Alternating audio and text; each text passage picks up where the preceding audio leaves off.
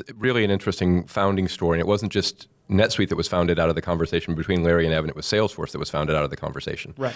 So Evan, I was at Oracle from 92 to 96. I ran marketing at Oracle. And Evan was also there at that time, great developer in the database kernel group, which is kind of the holiest of holies at Oracle. So awesome developer. He left probably around the same time I did to go start a company. It was called Embed, and Embed was a competitor to the technology Flash. And Macromedia bought that company, bought the Flash technology, and ultimately that was the design win you had to get. And so Evan's company, Multimedia Toolkit effectively, and Embed went out of business. And so he and Larry were talking about what Evan wanted to do next. Larry had invested in Embed. Larry wanted to invest in whatever Evan did next because he's this incredible developer. And he said, I really had a problem managing my sales team. And so I'd like to go build a version of Siebel, but for small businesses. And Larry said, well, that's a great idea, but the problem with that is there's no customer data in a Salesforce application. All the customer data is in the back office. What they bought, did they pay for it, was it shipped to them? That's ledger. That's the real, well, the transaction. Yeah, the transaction, right? Versus the forecast and what you typically track in a sales app. He said, so you have to build the back office first, but then build everything else around it. And we said, okay, that sounds good. And then the second thing Larry said, and this is a 5-minute conversation, he said, and do it on the internet because all software is going to be delivered on the internet. And then the third sort of architectural piece of it was, make sure it has a web store on it because people are going to want to buy things on the internet. And so that really was that's the same architecture that NetSuite's built on today. Effectively, what we ended up doing was building a system to run a business, not a department. That's really the big idea behind NetSuite. And that's, foundational to what we've done. It was really sort of the basis for how we were able to grow to $1 billion. By way of interest, Evan and Mark Benioff were good buddies, and Mark Benioff was on that call, and he called back 2 weeks later and said, I'm going to go do that Siebel thing. And that became Salesforce.com. Got it. And so Larry invested in both at the time. Wow. And it's pretty amazing. That's the brilliance of Larry Ellison. Well, he's seen a lot in enterprise software. Yeah, and he, by the way, so when I was at Oracle in 92 to 96, he had posited this concept of a network computer. The PC was a ridiculous device. You had to upgrade all these things.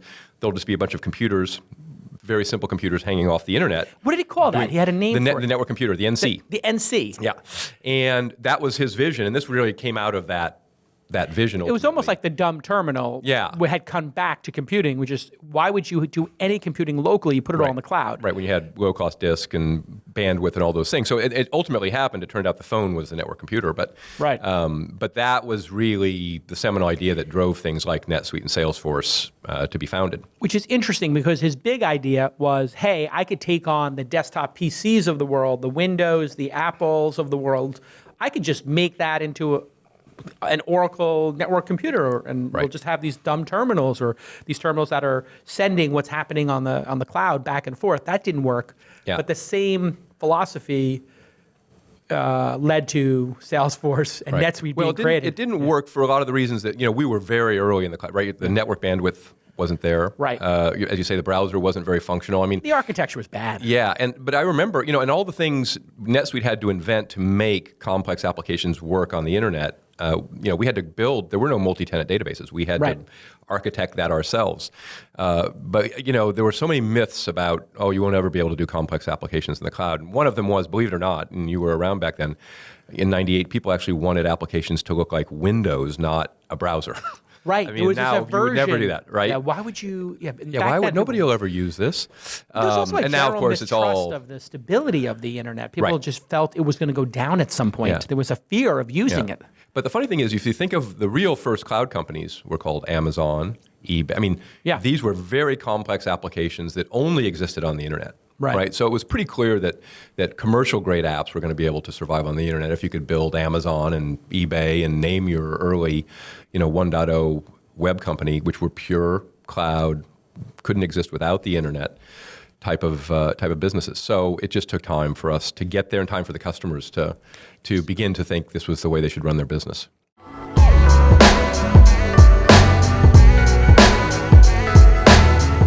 Hey everybody, I want to tell you about a product and service that I love, that I use as a customer, and that my wife used actually for her small business. It's Square. You know Square. They do credit card processing for businesses of all sizes, and it's a beautifully designed, gorgeous experience. You've used it as a customer where you sign with your finger and you put your nice tip amount in, you get a great receipt.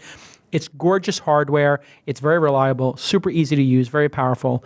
And the payments, you can take them anywhere. Like personal trainers I've seen use it that I work with. Slide your credit card. Any business size will love it. And there's no hidden fees. You just pay for one simple rate, and it's a sign-up process that takes minutes, probably under a minute. They accept every major credit card, and you pay only for what you use. They'll also deposit your money fast, and this is critical for small and medium-sized businesses. Hey, even some big businesses. You don't want to be having to wait for your money, and they will deposit it fast every time, even instantly if you really need that. And they can protect you with a $250 a month in free chargeback protection. They have top-level security and amazing customer support. All that's free of charge. Why?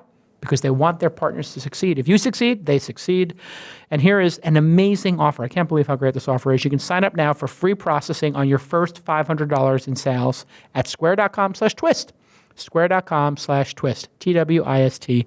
Hey, beautiful product, amazing service, great support. It's gorgeous. It's easy. You'll sign up quick. Go ahead and go to square.com/twist. Some terms do apply. Square.com/twist. Welcome to the program, Square. Okay, let's get back to this amazing episode.